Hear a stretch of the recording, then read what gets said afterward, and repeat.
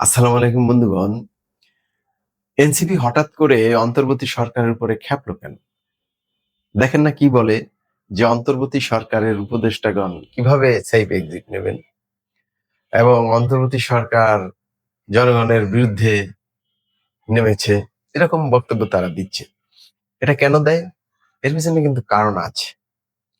কারণ হলো এনসিপি চেয়েছিল, আমার মনে হয় যে নির্বাচন না হোক, অন্তর্বর্তী সরকার তাদের কথা মতো চলবে, নির্বাচন দেবে না, তারা বছরের পর বছর ক্ষমতায় থাকবে। এইরকম ধারণা হয়তো এনসিপির মধ্যে ছিল বা আছে, যে কারণে তারা অন্তর্বর্তী সরকার নির্বাচনে বদ্ধপরিকর বিধায় অন্তর্বর্তী সরকারের উপরে তারা খেপেছে।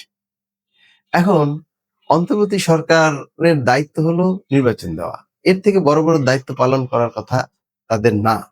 এনসিপি দল গঠন করেছে, এনসিপি কিন্তু সামাজিক সংগঠনেই থাকতে পারতো দল গঠন না করে। যদি দল গঠন না করতো, সামাজিক সংগঠন হিসেবে থাকতো, মানুষ এবং সকল দলের কাছে তারা হাতের পুতুলের মতো থাকতো, সবার হাতের তারাই থাকতো।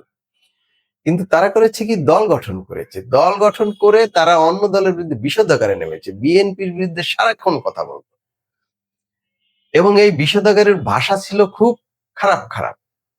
জনগণ সেই জন্য তাদের মধ্যে ভিন্ন কিছু বা পার্থক্য কিছু খুঁজে পায়নি। এই জন্য জনগণ এনসিপির থেকে মুখ ফিরিয়ে নিয়েছে। এনসিপির কিন্তু এখন জনপ্রিয়তা নেই।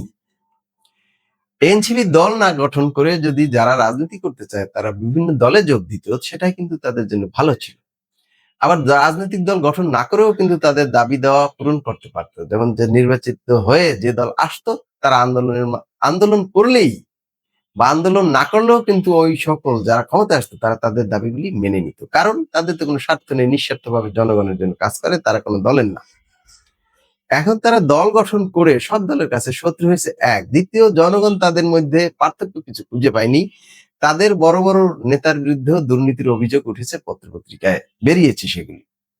তো তারা পার্থক্য জনগণকে বুঝাতে পারেনি, তাদের উদ্দেশ্য বুঝাতে পারেনি, তাদের ভালো কাজগুলি দেখাতে পারেনি। তারা শুধু একটা জিনিস দেখিয়েছে, একটা জিনিস, সেটা হলো বিভিন্ন জনসভা করে বিএনপি সহ বিভিন্ন দলের বিরুদ্ধে বিষোদ্গার করা। এগুলি আসলে মানুষ ভালোভাবে নেয়নি, যেখানে তাদের জনপ্রিয়তা ধস নেমেছে। এখন তারা ধস নামায় দিক বিদিক হয়ে গেছে। এখন তারা চিন্তা করছে অন্তর্বর্তী সরকার নির্বাচন করবে, এই নির্বাচন করলে তারা তো আর ক্ষমতায় থাকতে পারলো না এবং বছরের পর বছর অনির্বাচিত ভাবে ক্ষমতায় থাকবে চিন্তা করেছিল, সেটা পারলো না, যে কারণে তারা অন্তর্বর্তী সরকারের উপরে খেপেছে।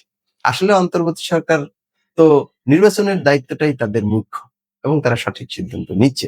সেই এক্সিট, অন্তর্বর্তী সরকারের সেই এক্সিটের চিন্তা করার প্রশ্নই আসে না, কারণ তাদের দায়িত্ব নির্বাচন। নির্বাচন তারা করছে, বরঞ্চ নির্বাচন আটকিয়ে দিয়ে তারা যদি বছরের পর বছর ক্ষমতা ভোগ করতো, তাহলে সেই এক্সিটের চিন্তা তাদের মধ্যে আসতে পারত।